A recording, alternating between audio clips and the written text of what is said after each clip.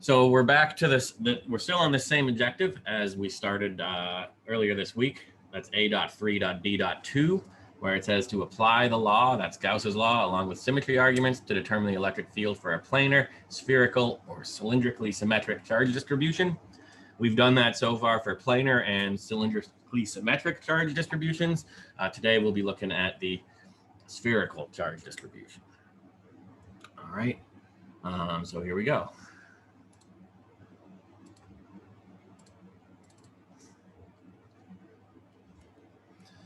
All right. So what we have in this one is a solid sphere, right? We have a charged sphere. It's got to be an insulating sphere so that the charge can be spread out through the entire volume. And it's got a charge density rho. That's not a P, that's a Greek rho. And then a total positive charge Q. All right, so if something has a volume charge density, what would the units of a volume charge density? We've talked about linear charge density, right, which is charge spread out across a line. We've talked about surface charge density, which is charge spread out over a surface. And now we're talking about a volume charge density, so charge spread throughout a volume, in this case a sphere. Coulombs per meter squared, cubed, sorry. Yeah, coulombs per meter cubed, right, because we're talking about a volume. So the units for rho here, coulombs per cubic meter. Right, so the charge is spread out not along a line or on a surface, but throughout the entire volume. So the first question we're going to ask is, what's the electric field at a point outside the sphere if we're a distance, r away from the center?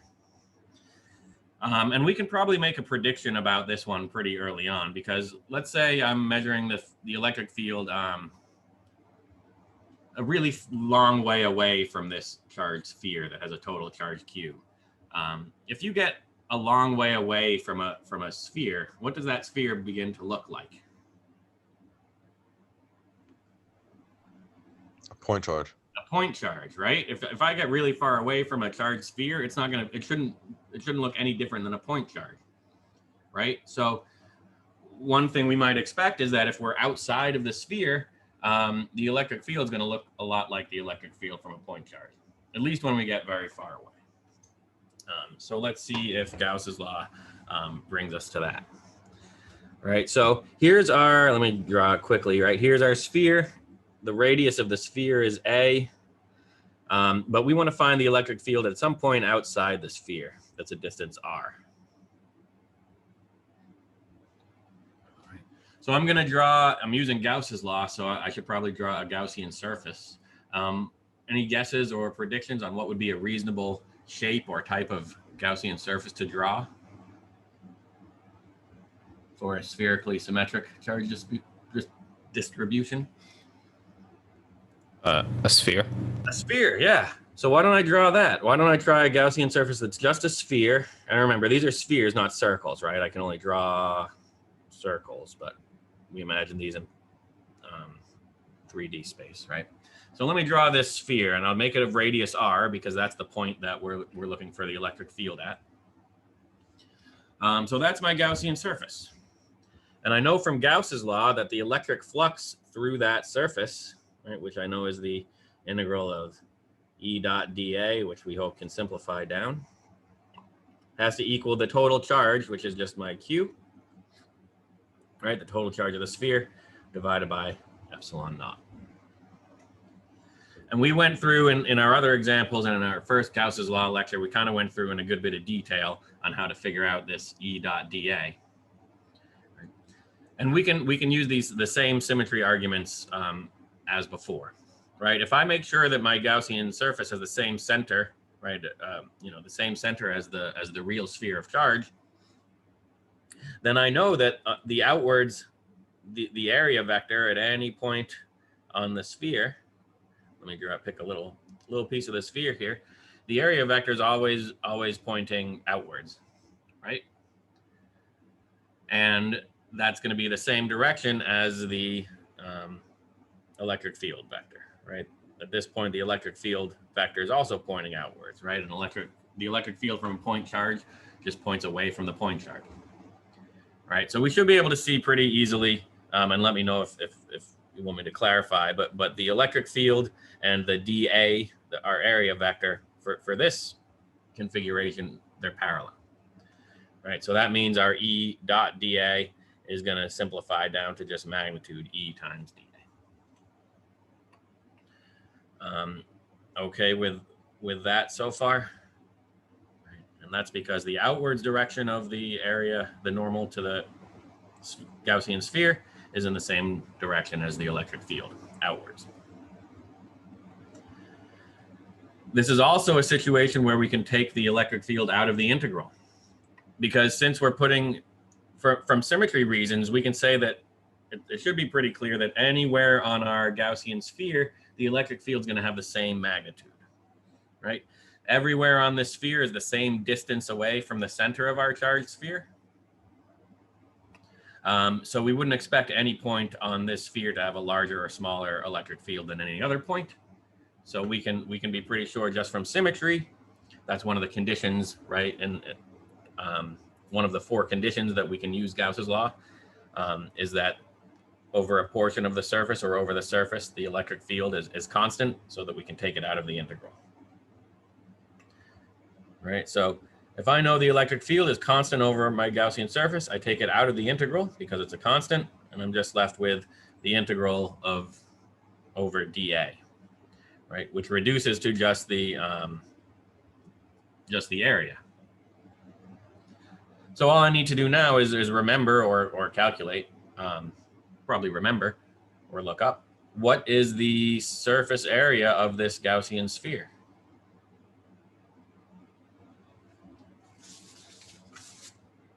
Two pi r. 2 pi r would be the No. circumference of it. Never mind. Never mind. I have to. I usually have to look it up as well. 4 pi r squared. 4 pi r squared, right? That's the surface area. And if remember on the AP test, you'll have your, geometry cheat sheet, right? Surface area of a sphere, 4 pi r squared.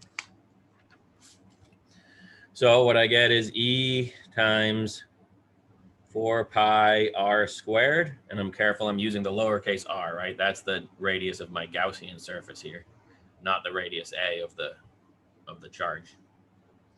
So my electric field times 4 pi r squared is that charge Q divided by epsilon naught. So if I solve for my electric field, I get Q over 4 pi epsilon naught r squared. And that is the electric field of a point charge. Remember, we usually call 1 over 4 pi epsilon naught K, right? So that's just KQ over r squared. Right, and that's our magnitude of the electric field. We know the direction is outwards. We've already determined that. But that's what we expected. That's what we hoped. If we have a charged sphere and we measure the electric field somewhere outside the sphere, it's going to be the exact same electric field as we'd get if we just had a point charge right at the center of that sphere.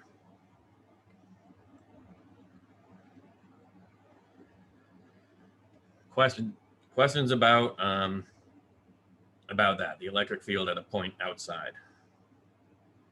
So the last super example is basically the same as what we were doing. The last super example is very similar to what we did at the beginning, right? When we used a point charge and a sphere around the point charge to figure out Gauss's law in the first place, right? This is different than a point charge, right? Because this is a sphere that takes up space. It's not concentrated at a point. So what we've basically done in this part is just to prove that, a sphere that takes up space is going to give you the same electric field as a point charge, right? Where all the charge is concentrated at the center. But we're also going to take a look in just 1 second at a point inside the sphere, right? We found the electric field outside the sphere. That wasn't surprising. Maybe it's not even that interesting because we've already found the field from a point charge.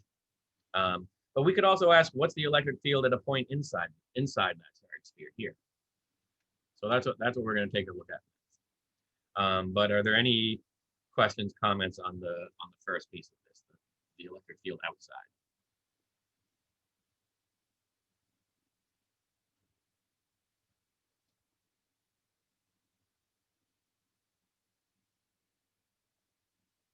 All right.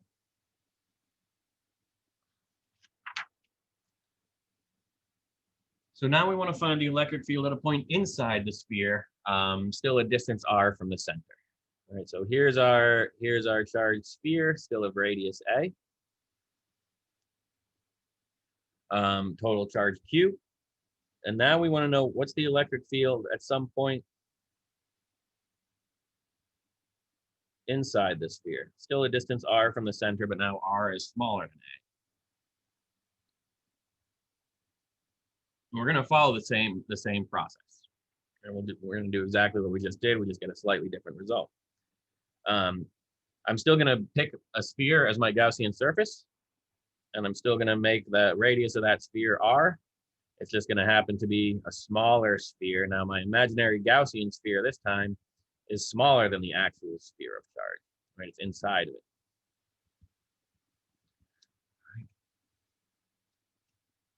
But I still know that the integral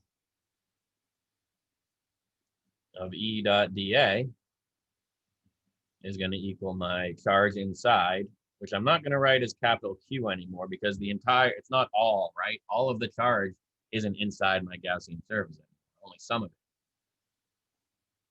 So we'll have to figure out how much is inside divided by epsilon. All right. So again, though, the electric field, since this is symmetric, right? It's inside the sphere, but it's still symmetric around the center of the sphere. We still expect the electric field to be pointing radially outwards, right? And we still know that the dA, the area, the normal to the surface of the sphere, is also pointing outwards. So again, in this case, E dot dA becomes just magnitude E times dA. Right, because electric field and the normal to the area are parallel. And again, we can say that any point on our Gaussian surface, since it's symmetric, at any point on our Gaussian surface, the electric field should be constant. So that should mean that we can take the electric field outside of the integral again.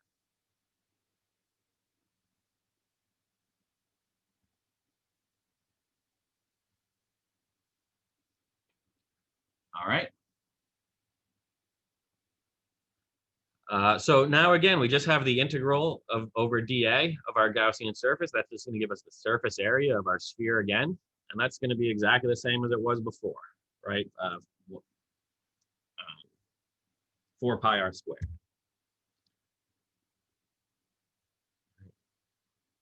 Just because r is smaller than a now doesn't change the fact that the surface area of our Gaussian sphere is 4 pi r squared.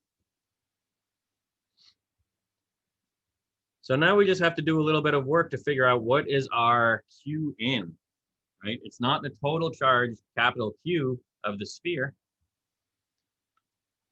How can we find out what is our Q in?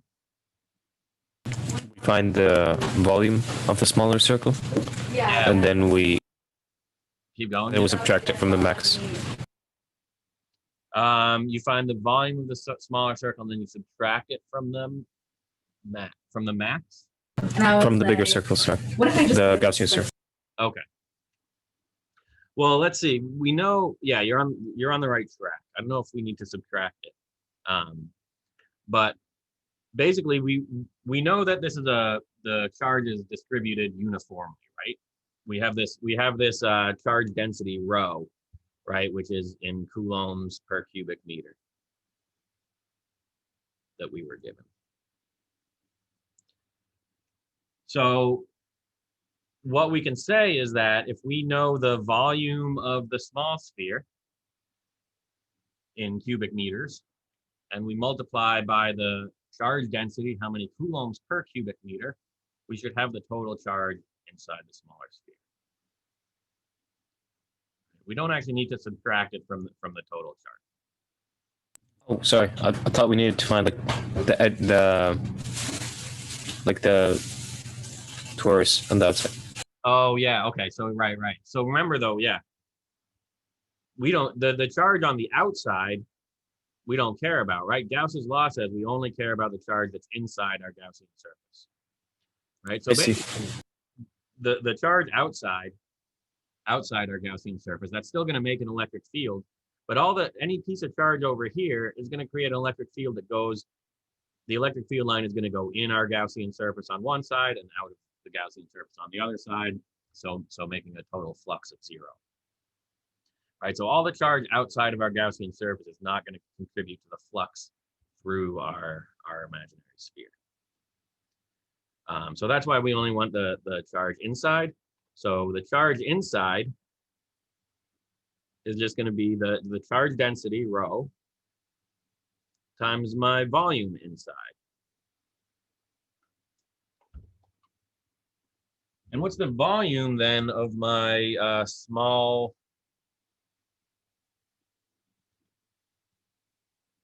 wait a minute. What's the volume then of my smaller sphere? 4 pi r squared. Wait. Ignore me.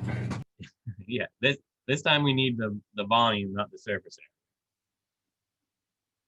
And the volume of the sphere, again, we can if we don't remember it, 4/3 pi r cubed Yes. to get the volume of the sphere. So our Q inside is going to be our rho times 4/3 pi r cubed.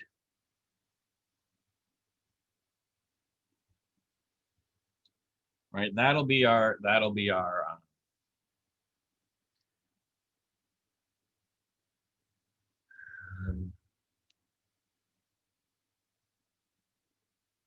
is that right? Yeah, that's right.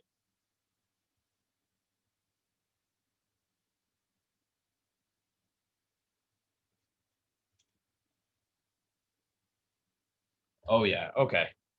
So we can write this in terms of our charge density now, right? If we can plug in, this is going to equal, so we have rho times 4/3 pi r cubed over epsilon naught. So we can cancel some things out now. The pi, 4.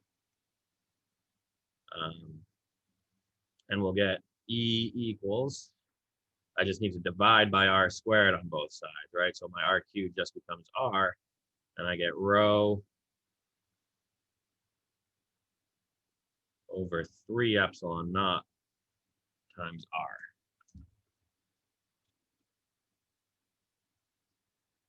All right, and that's all right. That's right. What we can see is that inside the sphere, it's proportional to r, right? And if r is 0, then the electric field is 0. So we can write this in terms of Q, the total charge, as well, just so that we can compare it more easily. Now remember that we said that the total charge on this sphere is Q, right?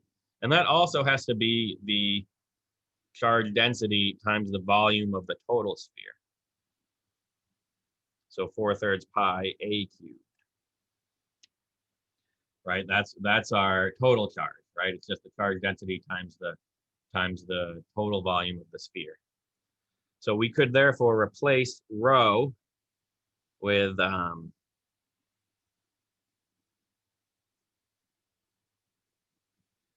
3/4 q over 4 pi a cubed. Right, just rearranging that. So if I plug that, if I want to write my electric field in terms of Q and not the charge density, just to compare it to what we got from the inside, that's going to be, so I have 3/3. So I believe now I get Q over 4 pi epsilon naught times r over a cubed.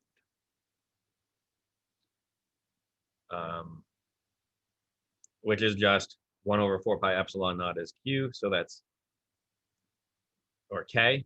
So we just have KQ times R over A cubed. And remember, this A is a constant. It's just the size of the charged sphere, right? The radius of the charged sphere.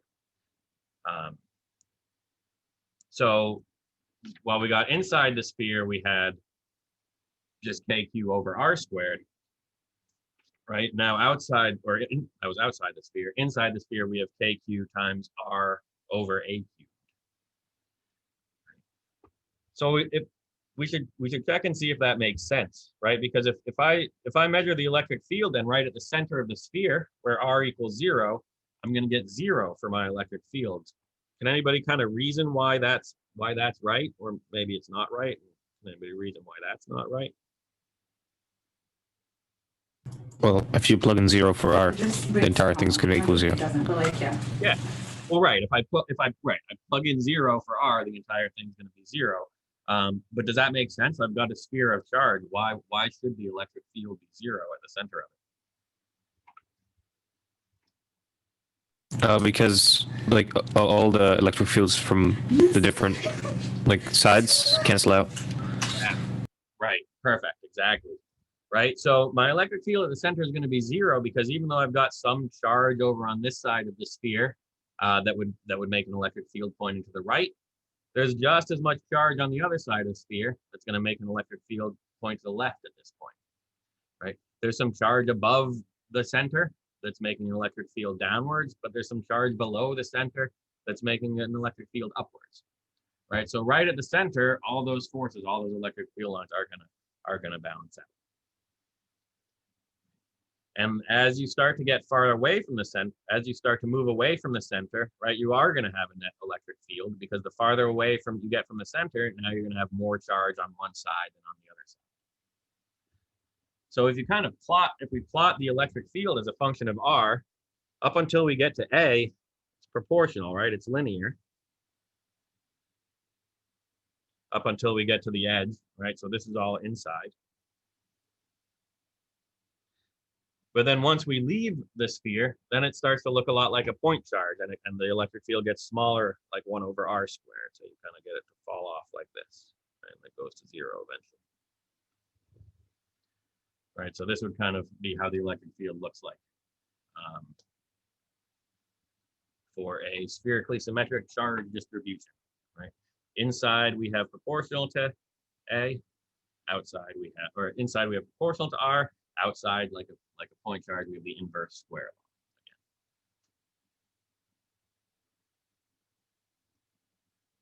again. Okay, questions or comments about the second or the last Gauss's law super example?